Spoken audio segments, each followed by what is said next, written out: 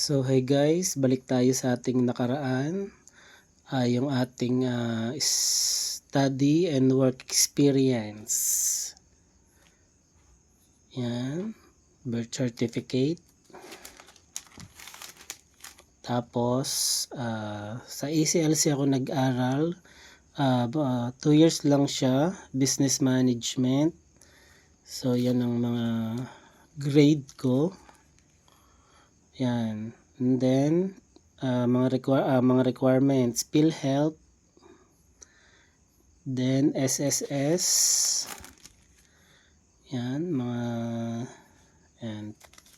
BIR. So yan. So ang una ko napagtrabahuhan ay sa Pure Foods, paggawa ng hotdog sa may Cavite. Then ang sumunod ay sa Electronic, Aztec and Emerson sa Cavite pa din. And then nung umuwi ako ng Batangas City, yan, buong lahat ng Jollibee doon na pagtrabahuhan ko. Nagumpisa ako sa Rizal Avenue sa may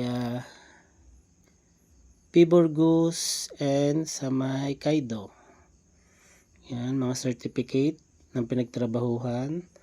And then nung na-endo na ako sa Jollibee, nag-SM Batangas naman tayo sa SM Department Store, Lady Shoes. Yan, certificate. Yan, and then nung na-end tayo ulit doon, nag-Presnet naman bilang OIC sa lahat ng branch. And then nung nagsawa na, nag-Bibo naman tayo.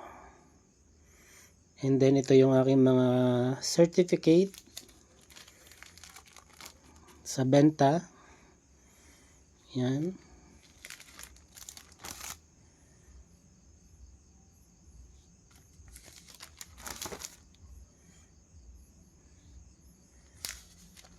Siguro may 10. Yan.